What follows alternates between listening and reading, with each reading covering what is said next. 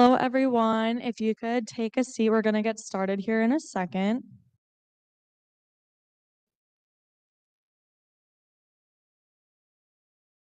Hello, everyone. Welcome to the Digital Marketing Certificate.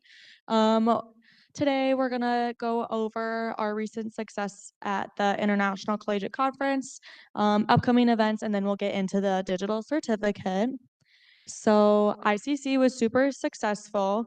There was a lot of learning opportunities, networking opportunities. It was just a really good time, and we're very proud to share that we were announced International Chapter of the Year for the 14th year in a row. We won Best, which is unheard of. We won Best Recruitment Video. Rafa won a Diversity Scholarship, which is a pretty competitive thing as well. There's tons of applications that go into that. And then second place for the CASE team. So if you're in this room, chances are we probably questioned you about CASE. So you can say you were part of a second place CASE team, which is pretty cool. Fourth place social impact video, top 10 in the website competition, and then fourth place in the marketing week. And then for the perfect pitch competition, there were like 600, 700 competitors. And from those, they did 62 finalists. And of that 62, 15% were from Whitewater. And those that placed were Caden, Garrett, me, and Taylor. And then Garrett earned second place in sales and Taylor earned first place in sales. So it was super good ICC. Yeah, we have lots to celebrate.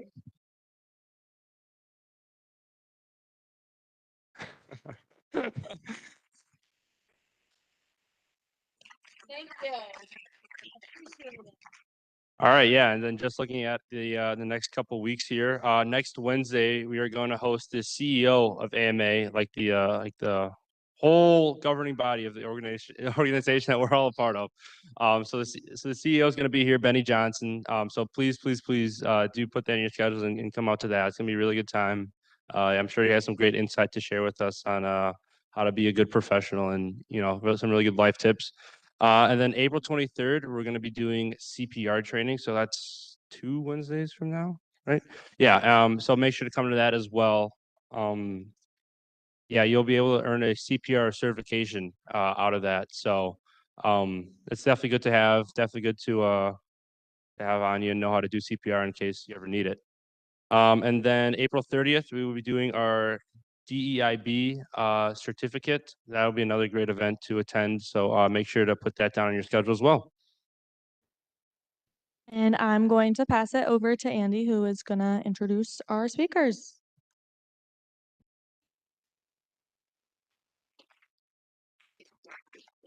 So again, tonight we have a couple of different companies represented as part of our digital marketing certificate.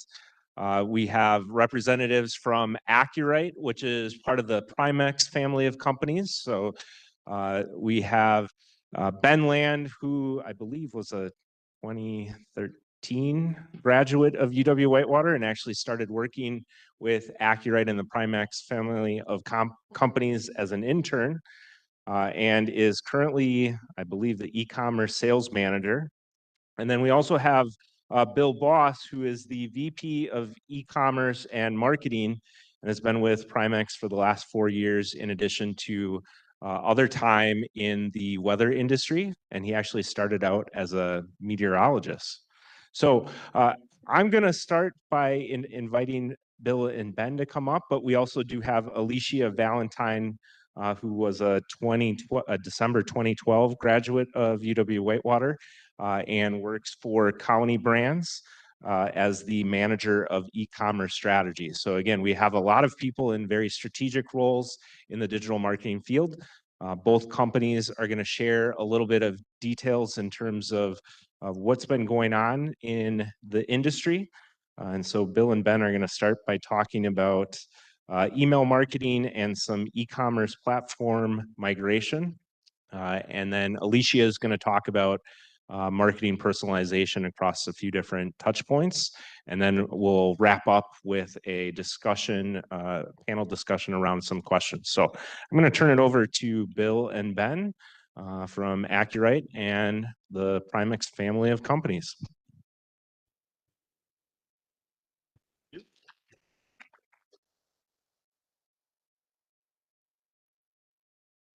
I don't know. You can see me, right? If I sit down. Congrats on the ICC stuff. That's awesome. I don't know. Who was all involved in that? Most folks? Nice. Very, very good. Ben's going to stand up over there, I guess. So anyway, we've had a very busy year at Accurite. Since the last time we were here a year ago, we've done a lot with our marketing tech stack and made a lot of changes. So we're going to hit on that and then hit on a few things, kind of some trends in the industry that we're seeing as well. So that's what we got going on. Yeah, so we just swapped out our email marketing platform, our e-commerce platform. It's been busy. And like I mentioned, some of our trends as well. So as with any digital focused business, you may find that the platforms that you're utilizing just might not be the right fit, whether it's from a scalability perspective, the amount of resources that goes into it.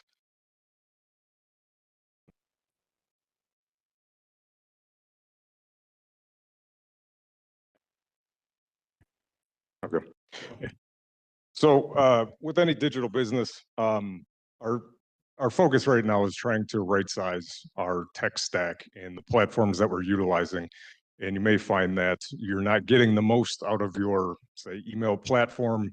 It's not taking you to the next level. You can't kind of stay ahead with the trends and segmentation. So we had an older instance of Salesforce Marketing Cloud, and it was just a little outdated. It was really meant to be kind of an enterprise solution that takes a ton of resources and a lot of back-end work, developer work, to kind of get to where you need to be.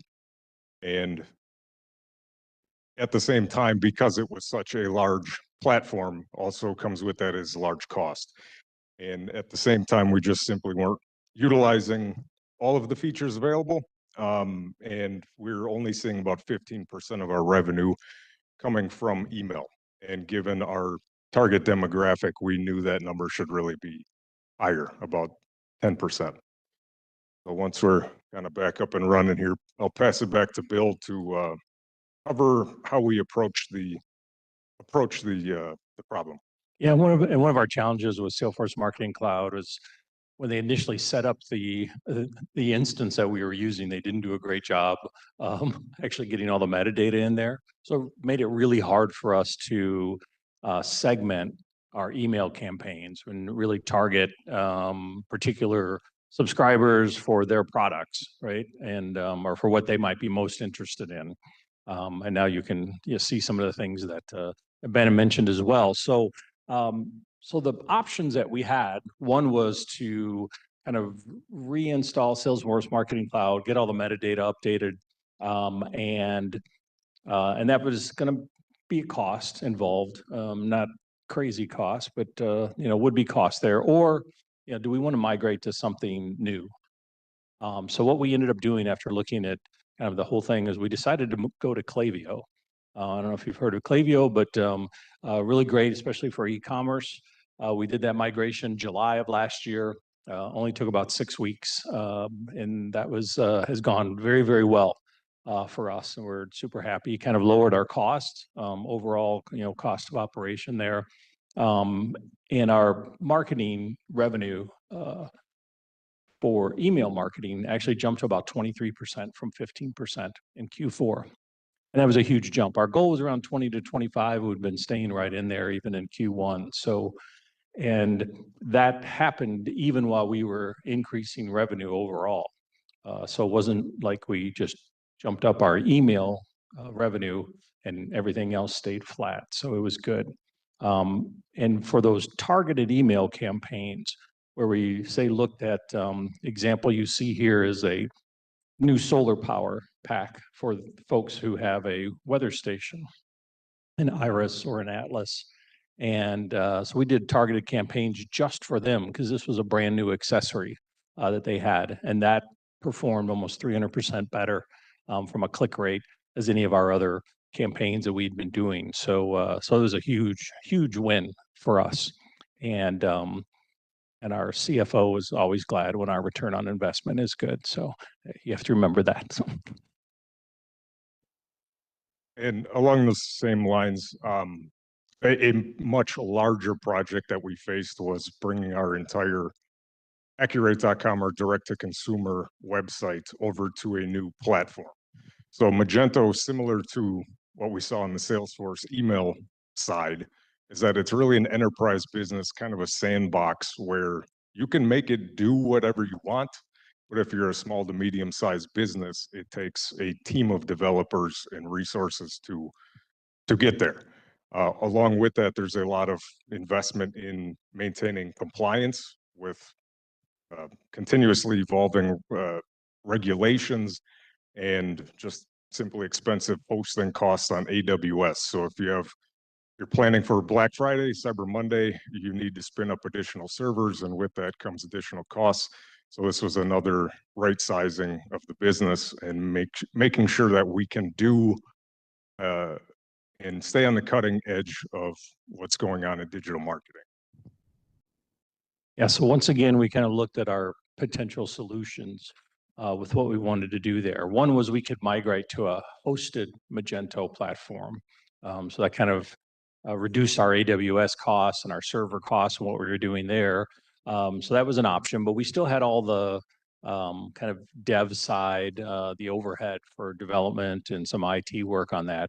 And then we also looked at BigCommerce and we looked at Shopify, which are two of the big e-commerce platforms. And those are pretty close, BigCommerce and Shopify, as far as their overall functionality in there. But what our ultimate decision was to go to Shopify. And we launched that in early November, right before the holiday season. There were people fairly anxious about that, making sure we got that all done before things really got busy. It took us about 17 weeks. Which was, I think we only ended up like maybe 2 weeks past our initial date as far as going over on time frame, but it went really well. We had an outside agency that helped us handle the migration. They did a lot of the heavy lift for those. And what we did, just because of the time frame we had and some other plans that I'll hit on in a little bit, is we really just did a content lift and shift. Okay, so we didn't really update anything. If you went to the site, you're kind of like, yeah, it looks the same. However, great improvements on the checkout experience, more options for payment, buy now, pay later, much faster. And then you get all of the kind of benefits of Shopify too, as far as like no hosting costs and a lot of flexibility with different marketing type of plugins that you can use. So how did it all turn out? Well, it went really, really well. We'd laid out, again, keeping the CFO happy, we laid out a return on investment model, and we did a break even in about 9 weeks. So that's taking all of our agency costs for doing the work and then looking at our incremental improvement in conversion rates just because we moved over to Shopify and went up by like 21%. So it was huge. We had our best December since COVID December of 2020 for Accurate.com. So that was a huge win for us. And then it also set the foundation for us to do those CX and UX improvements that we've been wanting to do, but it was, kind of difficult because the development team is small. So getting them to work on stuff and all of that. So this is very, very easy for even myself and my web designer to go in and make the changes that we want to. So we're going to be launching some of that in May with a new product launch. So that's exciting to see. So it's been a lot of fun to work on and seen some great results. And then to start our wrap up, we're going to go through some e-commerce trends, Amazon Business Methods, kind of just a refresher of how brands do business on Amazon. Bill is going to run through some media cost changes that we've seen across a few of our partners, and then adding in a little bit about Google AI overviews. So I wanted to add this in just to kind of be a refresher for how companies can do business, because there's kind of a line down the middle. And I figured as you guys are kind of going into the job market and interviewing with brands, it might be useful as you're doing your research on the company to see what type of business they have on Amazon, try to understand what they're up against, some of the pros and cons of the business that they're in, so that you're better suited to go into an interview and kind of be ready for any questions. So on Amazon, there's essentially two sides. There's the first party side where you are selling your goods directly to Amazon and they take care of the rest. They pay in about 60 to 90 days, but it's more of a hands-off approach. You're still responsible for maintaining product content, everything that goes along with that, advertising, content creation. But one of the biggest cons that we are facing as we're on the 1P side is that we have no control over price. So for small to medium sized brands, you need to have great control over your pricing in the market. So if lately you're seeing something on Kohl's.com and they're not running a 30% off discount, Amazon may go out and price match upwards, killing your sales. So it is still the Wild West out there. It's an ongoing issue that we're facing, but it's something to navigate. On the third party side, there's an additional two methods, but you maintain all pricing control, but you have a lot less visibility on Amazon if the brand is also selling 1P. So those types of companies can ship directly to the customer, but most of the time they're shipping their goods into Amazon warehouses and then Amazon's taking a cut.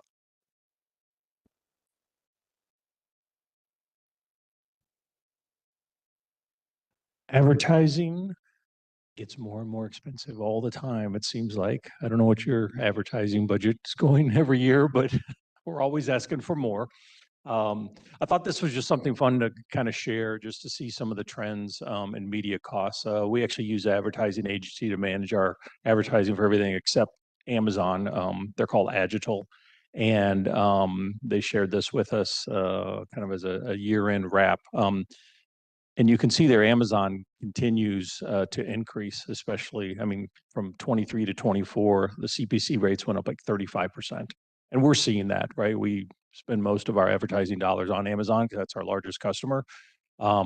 It's just extremely competitive out there for people advertising in the space that we're in. Meta actually has gone down, probably like a demand thing there, even though, you know, Instagram's part of that as well, and Facebook. That's been dropping over the last couple of years. Just your regular Google CPC and Bing and shopping ads, those have definitely gone up as that has kind of increased with some of the things that the browsers are doing for you know, shopping searches and things like that. And then YouTube has also declined as well. So it kind of depends on where people are putting their dollars and moving their things around, how that's been impacting spend in various places. Some of the DSPs like Criteo certainly has dropped, but a lot of that again has been there's more folks out there kind of spreading things out in other places where they're spending their dollars, so that kind of impacts demand. So just something to keep aware of if you're really excited about advertising on that side. So, and then the last thing we wanted to mention, which I came across this and I thought this was interesting to share. I think we've all done searches and you're starting to see those little AI overviews when you do a search, right? And it kind of gives you the answer, which seems really great, unless you're trying to, you know, advertise on Google, and it is can be really challenging, especially for certain categories and verticals and industries. And you kind of see the breakdown there. You know, like healthcare is huge, right? If you know, Google anything about some pain you have, you're going to get an AI summary, right? If you're trying to sell something to help with the pain, it might make it a little bit more difficult. Education's big. E-commerce, you see, actually kind of dropped off. They were doing a lot with e-commerce and they realized that they weren't providing good information for various reasons. So they're kind of re-looking at how they want to do that. And this is just through February, but I read in March that both travel, restaurants, and entertainment all jumped up quite a bit. So, but the point of this is, and the reason to think about this is when you're thinking about content for your site, you need to be thinking about what type of content could actually feed into that AI solution, right? That you're not just providing information, from a transactional standpoint, but that you're providing information that is actually informational. So if someone's typing in, like for us as an example, what's the best weather station out there? One of these days, there'll be a really strong AI summary of what the best weather station is. And we want to make sure that we have content on our site that hopefully they would pick up on and include that in at least some of the links for for their AI information. So it's one of those things that, like we've talked about the marketing tech stack and changes we made there. Things are just constantly changing and evolving. And it's one of the things just to really keep up on as you're going through. So I think that's it. I think we have time for questions later. So All right. thank you. And again, Bill alluded to it, Accurite is one of the leading companies in terms of weather stations and then a variety of other products as well. And then the Primex family of companies do things like the clocks, the digital clocks that are in buildings like Highland and other places. So now I'm going to have Alicia come up and talk from a Colony Brands perspective, some of the things that they've been doing, working on when it comes to marketing personalization across different channels.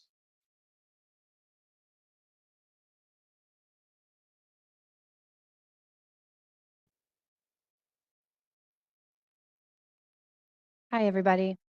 So I'm Alicia Valentine, as Andy mentioned. I work for Colony Brands.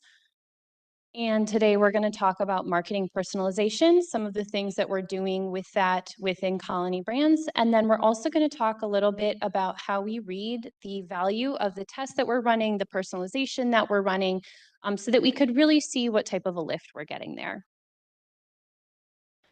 So some benefits of personalization that you may be learning about in your classes as well is really just getting to an improved conversion rate, making sure that you're serving the most relevant thing to your customer is going to make it most likely that they're going to make a purchase, in my case, because I'm working in retail and general consumer retail there. And then you also get stronger consumer loyalty. So if you're showing the customer you understand what they're looking for and what they're interested in, they're more likely to come back and actually make that conversion and come back and make those repeat purchases, giving you that higher lifetime value. And then you can be far more efficient with your marketing spend, making sure you're targeting the right people, you're not wasting your ad dollars, because as you know, usually the first budget that gets scrutinized pretty closely is your marketing budget. So you want to make sure you're utilizing those dollars as effectively as you can. So some of the things that we're doing internally with our email programs, and as you guys had mentioned, you were on Marketing Cloud. That is what we're utilizing, and we have had some similar struggles of trying to figure out how to get the right customer data over. Our company has historically been focused on print marketing, so we are sending catalogs out to our customers.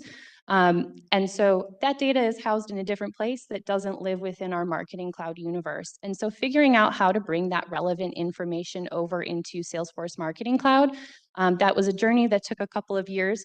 We've gotten there at this point, and so we are able to do a couple of different things, and we're working on more as we head into 2025. But you can see here on the far left-hand side there that we are doing some marketing around the customer's credit information. So one thing that's kind of unique about our company is we do offer in-house financing for our customer. So we're a bit of a mix of a bank and a retail site. So we can go on here and we can tell the customer, hey, we've increased your credit limit, or you have this amount open. If you were to spend this much this month, your monthly payment that you owe us will not be changing. And so we can really target those messages, knowing which one is going to be most effective for that customer. We also do some things around like when is a customer's birthday? Again, having that banking information, we know when their birthday is, and so we can send them something to show them that we care about them. Here's a discount to try and re-engage with them at that time. And then your standard, cart abandons, browse abandons, we see really strong conversion rates when we're sending those things. So a customer has already showed you that they have intent to purchase something that you're offering, sending them a reminder that that's available, and we have a whole series within that journey for them to make sure that we're getting that conversion. We are also personalizing our website experience. So we can utilize affinity data based on the customer's browsing history or things that they've engaged with across our other touch points. We do utilize the full Salesforce marketing universe. So we're able to pull all of that information together. So we can serve them up what we think are going to be the most relevant categories on the homepage so that they can engage with that and get them right where they wanted to go from the beginning. You're also utilizing adaptive search. So you'll see here I have a heat map. This is where customers are really engaged on our site. On the mobile site, you're going to see one of the most important things here is our search bar. So customers are going on there and they're searching. Knowing that we have those catalogs that are getting in home, they might be perusing something on their couch one day and then open up their phone and decide they want to go look for pedophores that we were marketing to them in their catalog. And so we can use contextual search suggestions based on their previous browsing history to start popping up what we think is going to be most relevant after 1 to 2 characters that they start typing in. And then we are also utilizing customer journeys across different display advertising experiences and pulling that experience over into their website experience. So this is an example of our site Beauty Boutique. The top version is for our customers who are 65 plus, they are receiving a catalog at home. And then we also wanted to have an experience for customers who are more Gen Z and millennial. They are not as interested in the clothing and apparel, the healthcare, things of that nature. They truly are looking for beauty products. And so we're able to serve up different ads across our advertising platforms. And we know when they're coming, which ad set they were seeing, and we can serve up different site experiences for them, showing more relevant categories for each of those segments. And then getting into how we're actually reading the effectiveness of these advertising campaigns and our personalizing opportunities. So we really read incremental value of all of our tests and our personalization. So within that, what we look for here is accurate measuring of the impact. So actually understanding what would this have done had we not put in this extra effort, right? If we had done the baseline work, we served one ad experience, one site experience with no targeting, what would the results have looked like? And then because we put in that extra effort, what did we bring in incremental value? From that, we can also optimize our ROI, right? We don't have unlimited resources. In a perfect world, we would have full, stacked teams to do everything that we wanted to do. And that's just not always the case. And so we want to make sure we are allocating our resources from the creative team, the development team, whatever it might be, making sure that we're utilizing those effectively and we're putting our time in the right place. And then we can really use data to drive our decision making. So understanding what worked, and then we can replicate that again and again, make iterations off of it because we know the incremental value of that additional work. We can also use this to avoid false positives. So I will show you guys an example in a little bit where we tested a promotional discount for National Cookie Day, which is a thing, it's in December. It's a fun day to celebrate. But we saw there one day, we actually pulled sales ahead for us.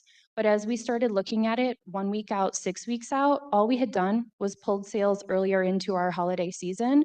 And we actually lowered overall sales for us for the entire time frame. So again, you can get those false positives sometimes if you're not looking at that incremental value over time. And then you can continuously improve. So if you see something that works, you can iterate off of it. You can continue to improve as you go forward.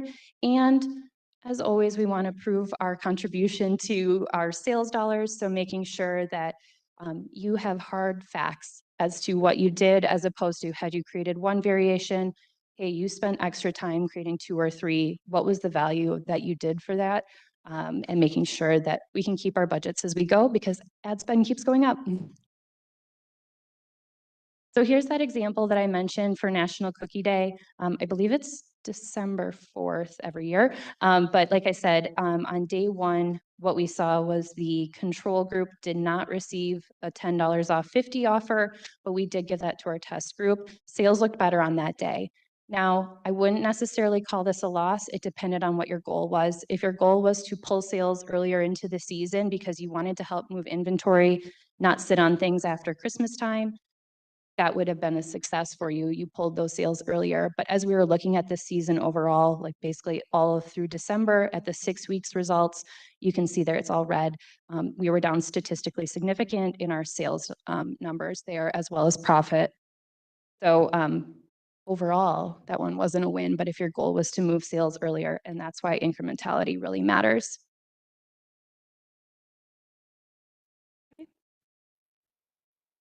All right, thank you, Alicia. So I'm going to invite our panelists to grab a seat up front, and we're going to go through, some different discussion questions, kind of talking about, what you're seeing in the digital marketing industry, as well as, for those of you that are about to graduate, or again, maybe you're still a couple of years out, we'll talk about some different career advice if you're especially interested in the digital marketing field. So, in both of the presentations, you talked about different marketing technology, different channels in terms of email, ads, the on-site website experience. Obviously, there's marketplace partners like Amazon and other places that you're selling on your website. But each of you, maybe let's take a step back. Can you talk about the Accurite and Primex family of companies and some more about the different brands within that? And then same thing on the Colony brand side. There's a lot of different companies within each of these family of companies. So maybe we should, for those that are brand new, first time hearing these brand names, can you tell a little story about Accurate, Primex, and then same thing on the Colony brand side? Sure, of course. Primex family of companies, basically 3 companies. We've mentioned Accurite. The company name is actually Cheney Instruments, but Accurite is the brand. So it's weather stations primarily is the largest category, but we also do indoor thermometers, refrigerator, like inside your refrigerator, freezer thermometers, all consumer level stuff. We also have kind of a small part of the business, although it was the first business that was started within the family of companies. It's called Clockit. They actually do clock parts. People make their own clocks. It's a thing, but a shrinking business. So it's a small part of our business. And then we have a whole B2B section, which is called Primex Incorporated. And they do, like Andy mentioned, synchronized time. Which again is also a thing. So making sure that every clock on campus, whether that's education or healthcare campus, they have exactly the same time, no matter where they are on the campus. And then they also do temperature sensors. Think for like vaccines, right? So refrigerator sensors for vaccines, very, very important, and does all the reporting and keeps all the records. So because if you have a power outage or something like that, you have to be able to prove that the temperature inside that refrigerator or freezer actually stayed within a certain range. Otherwise, you have to throw out all of the medication, and that can be hundreds of thousands of dollars if that happens. So, and it will also alarm as well if the temperature gets below or above a certain range. So people will get notified, and we've actually saved hundreds of thousands of dollars in medication for that exact reason, where they're able to go in and say, "Oh, the power went out," or the compressor went out on something. So that's what Primex Incorporated does. So. That's fascinating. Thank you. So Colony Brands, we have two sides of the business. There's the B2C side, which is where I work. And on that side, we have 18 retail brands. We have 3 brands that focus on food gifting. We have a couple of brands that focus on apparel. We also have home and hard goods, and then we have some that do like at-home healthcare type of things, blood pressure monitors, things of that nature. And then on our B2B side, we very divergent from the rest of it, but we have an aviation group where we will take we'll take private planes and we will help charter those for different owners. We have one that sells marketing services to other companies, especially in the print marketing space. So there's a lot going on within Colony. So, I started to get at there's a variety of different marketing channels and, we saw costs for certain ad touch points have increased. In other cases, costs have gone down. Can each of you kind of talk about, from your experience, what channels have been most important and what shifts have you seen from a marketing standpoint at your company? So Ben, I'll maybe start down here with you. Yeah, Bill can give more details as far as ad spend goes, but where it starts is really since COVID, we saw an explosion of brands that popped up overnight on Amazon. These are brands that literally came up overnight.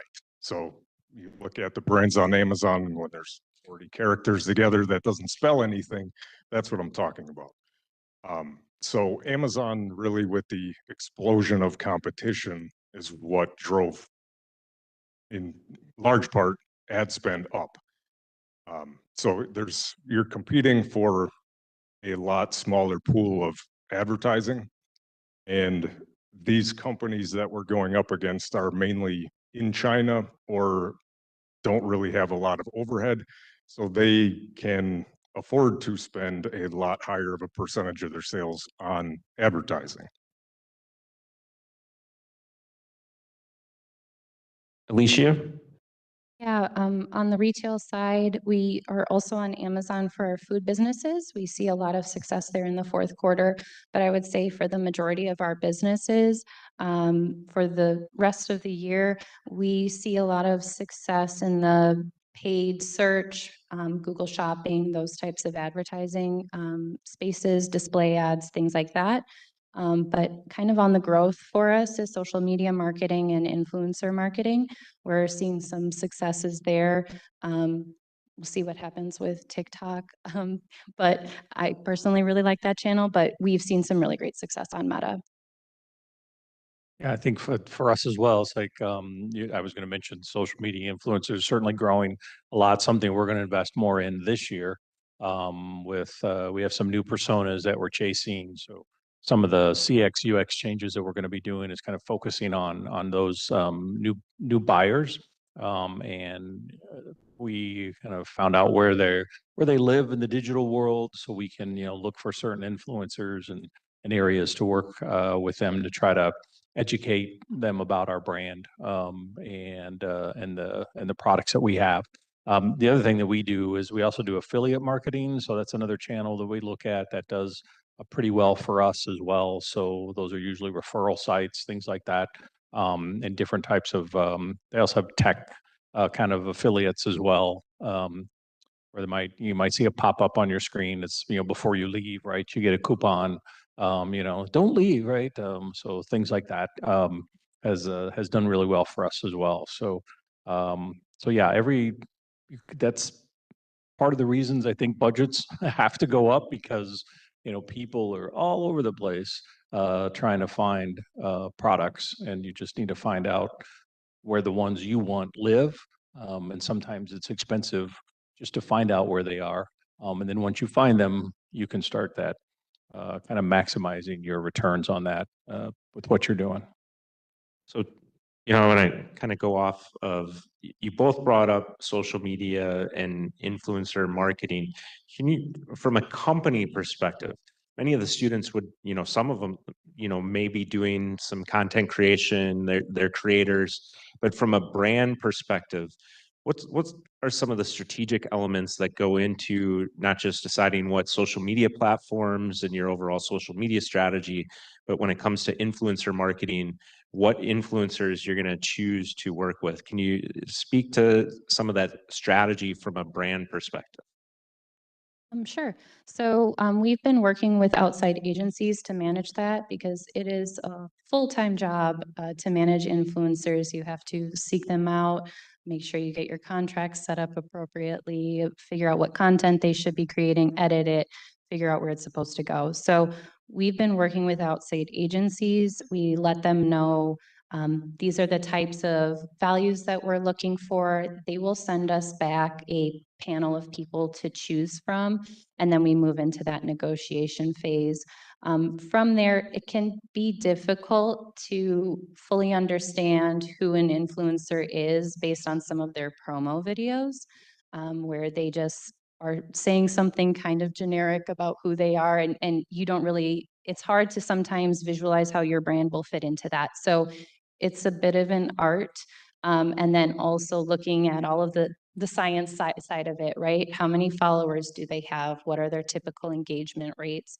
And starting to look at that. And then there can also be difficulty in understanding the ROI of those engagements with the influencers. It's, you know, how many people are using your promo code? How many people are clicking on those links? But you don't get a lot of view through data.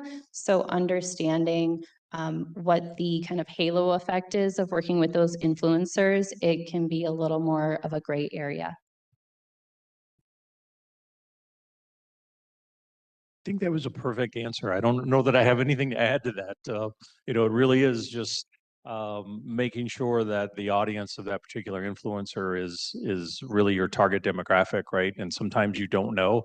I'm sure the food space is much more difficult to try to figure out, getting the right person. For us, it's maybe a little easier just because, there's lots of weather or weather related type of, or people who talk about weather and those types of things. And it's a small group, which means they demand a little bit more money because they're a small group and they know that they are.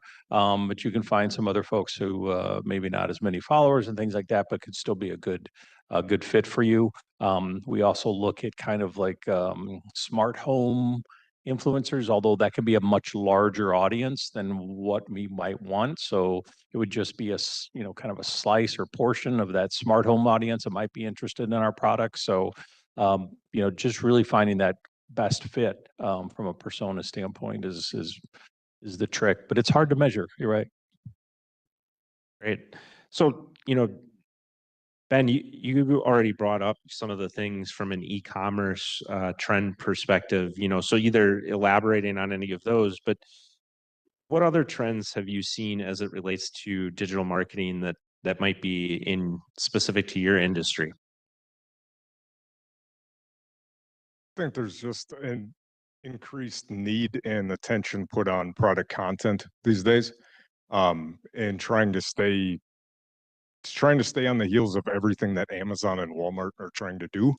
They're constantly rolling out new programs for how you can show your products, additional experiments you can run for A+ content. It's just a never-ending cycle. And where Amazon has kind of been at the forefront of rolling out these new programs and features for how people shop. Walmart is always a close follower, and then you got Target, Kohl's, and all the other followers. So the requirements for doing business with these retail partners has drastically increased in terms of what you are responsible for providing and kind of what's expected. At the same time, the competitors are also some competitors that from smaller companies may be more nimble that can produce this stuff overnight. And that's kind of our focus these days, is ensuring that we are taking advantage of everything that these platforms have available. So one of our hot topics right now on Amazon is that they're really pushing the augmented reality or view in your room feature that has been getting rolled out to more and more categories. So for a while it was 360 images where you could spin the product around. Now it's really, what would this weather station or clock look like in my house?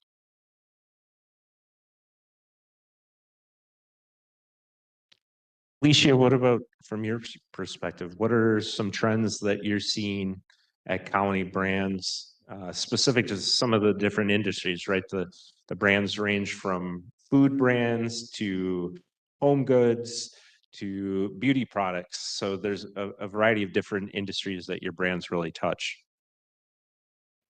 Yeah, I will focus on the food brands that we have for your question. So one thing that we have seen is as Amazon becomes more and more prevalent in the marketplace, what we're finding is customers are ordering later and later in the holiday season. So where we used to be able to cut off Christmas shipping on December 17th, and that gave our team enough time to know that they could fulfill and deliver on all of those orders to make sure that people had their gift on Christmas morning.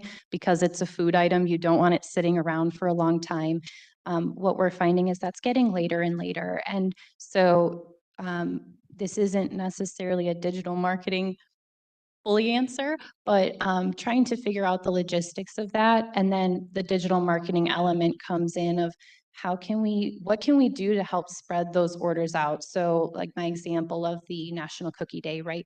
If our goal there was to try and pull sales earlier into the season because we know that we're nervous about being able to meet the demand that we have come December 21st, we can pull some of those sales earlier. So for us on the digital marketing side, it's understanding what the overall business needs are, what the customer demand is, and figuring out how we can help tie the two together in a way that's going to make everybody happy.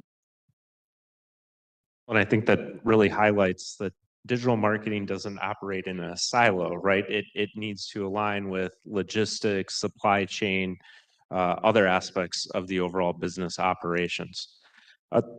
You know, we talked a little bit about the AI overviews, and so I'm curious because obviously AI is at the forefront of a lot of things in the tech space. How is AI, whether that's from a generative AI perspective or more from an analytical, maybe predictive modeling perspective, being used, if at all, at each of your companies? Sure. We do a few things from an AI perspective, nothing really formal. I use it a lot, only because it kind of helps me feel like I'm cheating sometimes. Only because, not cheating so much, it helps you get from one point to another point much faster, and then you can fine tune. As an example, I've mentioned we were working through some new personas, and we've done a lot of research with a research group, and have a lot of data and information from that. And it's great to just pump that in. We use ChatGPT, pump that into ChatGPT and just start asking questions, right? And just keep asking questions. It's just amazing what you can get back out of that very quickly. Not that I couldn't have got there on my own. It just would have taken a lot longer, right? You know, or even just, you know, simple things like, you know, go to market plan, you know, product launch plan, any of those types of things. It can give you at least a framework to begin, and you're going to change a lot of things with it because it's going to be specific to what it is that we're chasing down. But it really helps.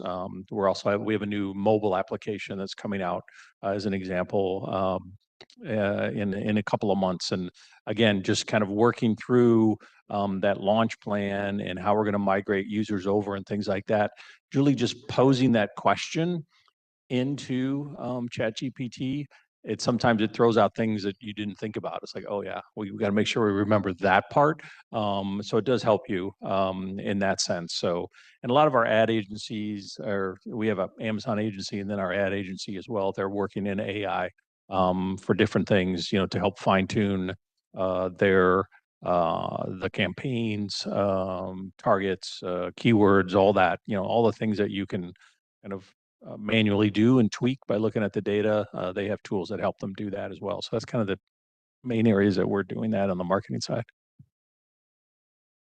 And similar to Bill, it's not part of my day-to-day, I guess, workflow, but one example of how I've used it lately.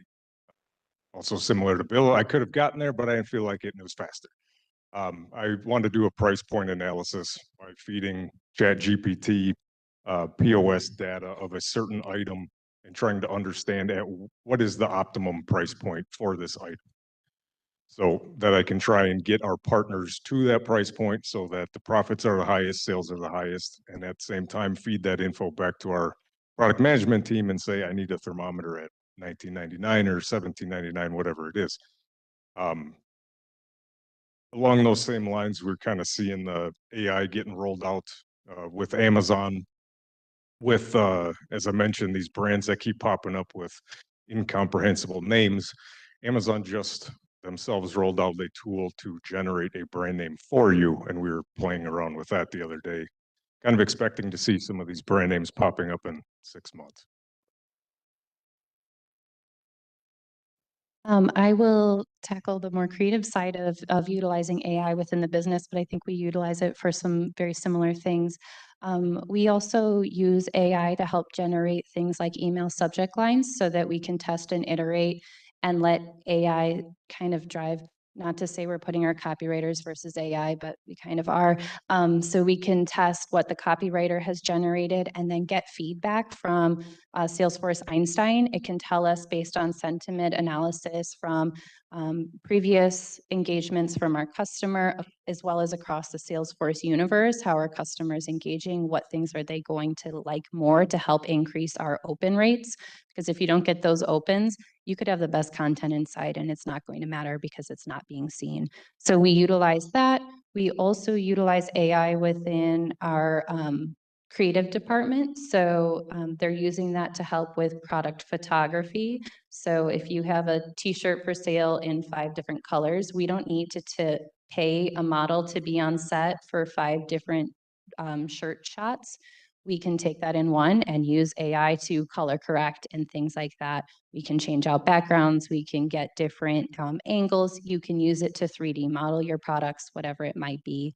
And then we also utilize it to help bulk up some of our product copy. So we have a lot of QA specs that we get from our vendors on the merchandising side. We can load all of that up into, we're using Copilot and let that generate some product copy for you. And then we can tweak it for things like SEO and making sure it's optimized, but it gives us a really good base without having to take up a lot of copywriter time. So, shifting gears a little bit, a lot of students have been engaged in digital devices all their life, right? This generation of students has grown up around smartphones, social media, now AI. From your perspectives, having been in the industry for, 10 plus years, what do you see as maybe some of the misconceptions or myths that somebody that as they're first entering, whether it's digital marketing or even just marketing in general, might have about this kind of career path? Wants to jump in? Ben? Something that comes to mind that I always find interesting is just because something looks better. So for example, A+ marketing on Amazon, the scroll halfway down the page, it says from the manufacturer, there's additional images, content. The A/B testing on Amazon always surprises me. So while something looks a lot better, higher quality images, different shots, different bullets that get quicker to the point, you'll find out that that version performed 20% worse than the original. So I think that you always need to be testing, and I think there's something to that always needs to be part of your workflow, part of the plan, is that it's not a one and done thing. You need to be constantly evolving based on seasonality, based on which customer you're going for. It's never a one size fits all piece. The other thing that always comes up, I think we bring it up every time we're here, but email is still not dead. For companies that have demographics like ours, it is always going to be a significant portion of the business. I mean, I don't usually check my Gmail promotions tab too often, but our customers still do.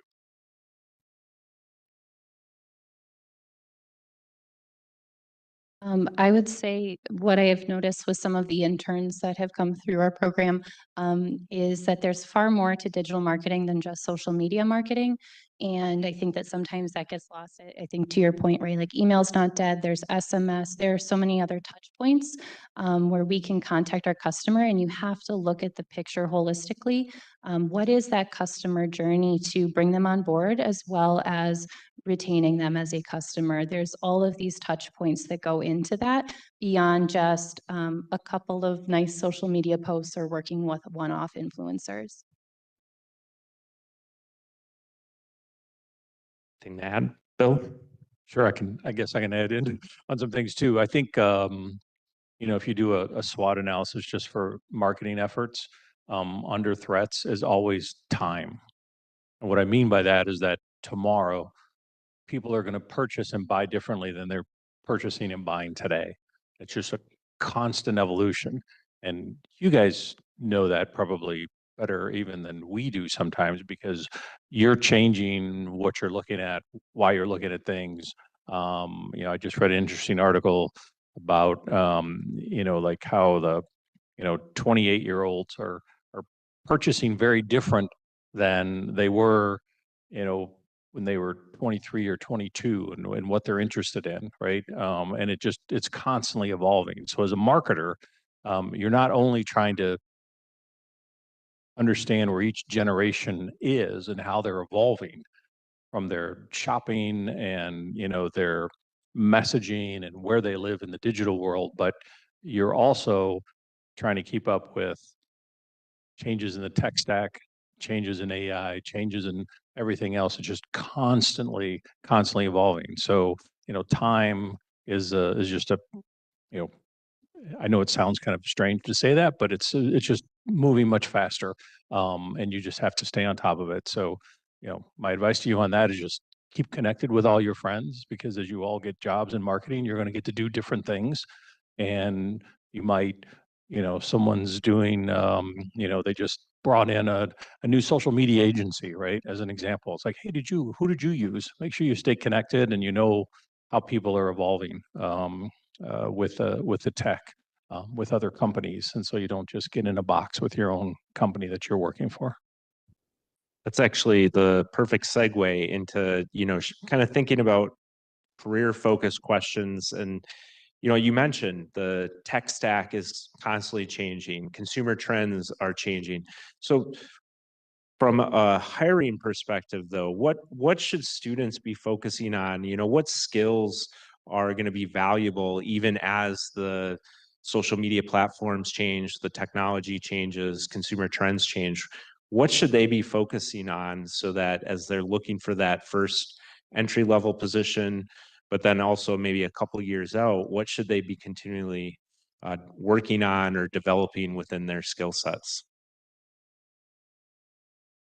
I mean, you guys coming fresh out of college, you're not going to have a ton of experience. And I think that's always one of the biggest detractors of what you're up against is how do you build out a resume if you just got out of college, unless you're a solid entrepreneur. I think if you can prove out that you did enough research going into an interview on the company you're going to interview with, that will likely mean that you're going to be a solid performer in competitive research and can kind of see the whole picture. Some of the biggest things that I think that I look for is like data analysis. Can you make sense out of the numbers? Can you come to a solid conclusion based on your click-through rate or your cost per click? What does that actually mean? So essentially putting it, telling the story with what the data is showing, and communication skills are going to come up every time. I heard, I think 1,000 times when I was here at Whitewater. It's still extremely valid today, especially as half of your team may be virtual, half of it may be in the office. And then lastly, just simply resourcefulness. Can you get to an answer when it's not blatantly obvious? How are you going to figure it out without simply going back to your manager and saying, I don't know, I'm not sure how to figure this out? ChatGPT and how, right? That's a great answer, Ben. That's like what I was going to say. So I would say kind of that innate curiosity, right? You want to go out and you want to problem solve. It's really focusing in on those soft skills. You can learn, there's so many different channels within digital marketing that you could specialize in. You can learn many of those skills as you get into your first jobs, right? You're going to go through those trainings. I know I did. I started off working in paid search and shopping, advertising, and there weren't full classes about it here at that time. So, I really had to learn on the job, but one of those things that I brought in was my willingness to work on a team, those communication skills, and being able to showcase those in your interview process is really important, because that's what's going to come through. Managers know when they're hiring an entry-level role, that you're going to need to do some training so that people can learn the job skills that are needed. I think just adding to that too, as a manager, I like to be able to give someone a task, tell them what it is that I need from them. I always expect that they're going to ask questions, they're going to figure that out, but that then they quickly help me build confidence that they're going to get it done when I ask them to do it, right? Number one. And then, so the next time they do it, they know how to do it. Maybe they have one question on it, but they know how to do it the next time. And then they're kind of on their own, right? Not so much that they're on their own in the sense that I'm never going to talk to them again, but just that I have the confidence that they're going to get that done. And then I can start, adding on other things to folks and the tasks that they're doing. Because for me, it's like having someone that's reliable and has attention to detail is huge. So when you can figure out, the stories that you can tell about the experiences that you've had, even starting out, that'll kind of give them that confidence, I think is great. And I know those are soft skills, but unless you're really, really know that you want to be the best, advertising marketer in the world. And then if that's the case, then learn everything you can about that and, figure out how you do that on the side, right? So you can start getting that experience, but you're probably going to go into a role that's maybe more of a generalist, right? Or it could be specific, that you'll learn a lot about, but,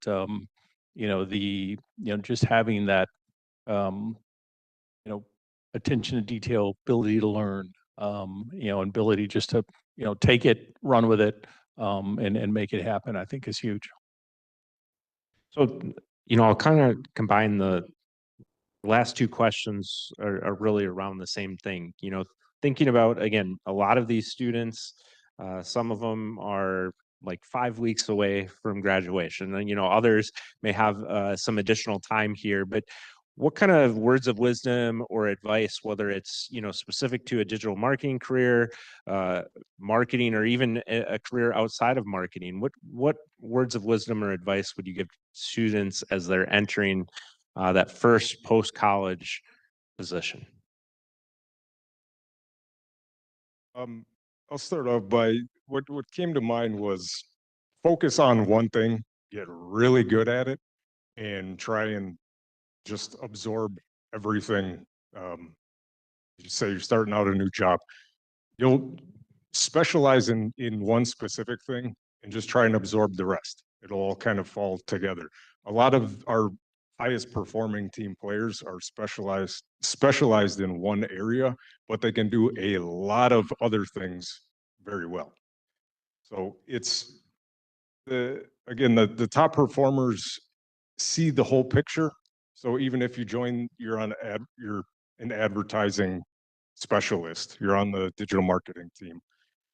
The ones that go the furthest are able to see the big picture in terms of how that impacts sales, what type of profit that accounts for, and how it's driving the business forward. So lastly, just get in somewhere, even if it doesn't feel like a perfect fit. If it's within digital marketing, you can always leave, but get that first experience line on your resume set so that you can talk to that and take that to the next company. But really just trying to find a starting ground is I guess my input.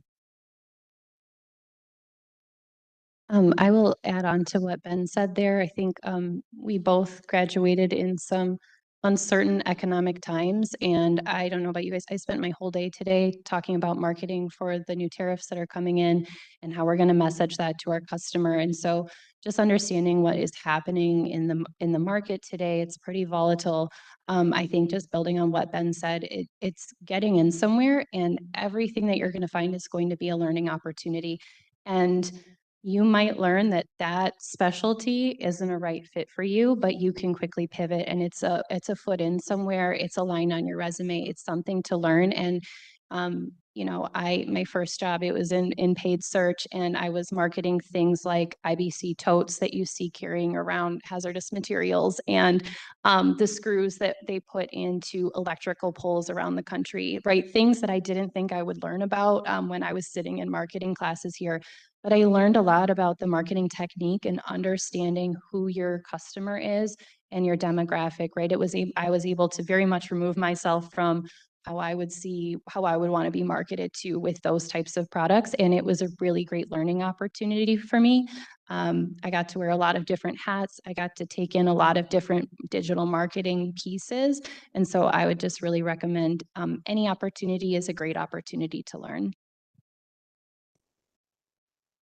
And I think the other thing when you're thinking about to put on your resume or what you want to talk about in an interview, any way you can quantify what you've done is huge. What I mean by that is that I joked earlier when we were talking in our presentation about we put the model together for our return and we hit it, and our CFO was very happy, right? That's but it's very, very true. And you know, Alicia, you mentioned the comment too, it's just like, you know, making sure that, you know, the money that you're putting into something, you're getting that value out of that. So, you know, when you're having conversations, if there's anything you can say was like, hey, I recognize that such and such was happening and suggested that if we did, you know, we could actually, you know, improve conversion rates or something like that. Just I'm making something up here, but anything that you can do to quantify that, whether that's through a story or on your resume itself, is hugely,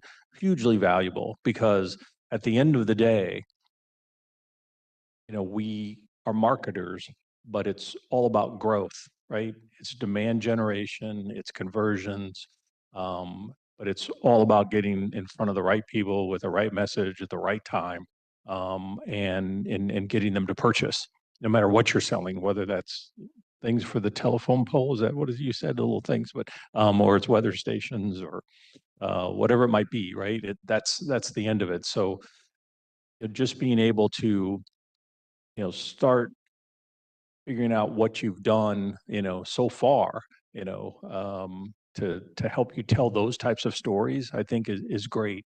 And when you get into your first role, be looking for those opportunities. Look for ways that you can improve the business, just something that you saw, you know, and it'll make the company you work for make you realize that you're a strategic thinker and you're thinking beyond, you know, just the task that you have at hand. You're not always going to be able to do that depending on your role, but you always see something, you know, that you can improve. So I think those are good stories to tell, and good things to look for. And those are the things that help you grow. Perfect. Well, again, let's give all of our panelists a round of applause. Thank you, Alicia, Bill, and Ben, for joining us. And, you know, I was thinking about this, both Alicia and Ben were part of the AMA chapter here. And given that it's been 14 years in a row, they were actually part of one of those early years when it wasn't quite. So they helped set the foundation for our chapter success so far. So again, I would encourage you to make sure you sign in. I know Alana and Rafa have a couple more announcements, but I would really encourage you to come up and talk with partners. You know, it always helps to network, because even if it's not your first job, maybe it's somewhere down the line. And so I would really encourage you to come down and visit with the partners after Alana and Rafa give you a couple of other announcements. Thank you, Andy. Round of applause for Andy. He's not our normal moderator. Great work, Andy.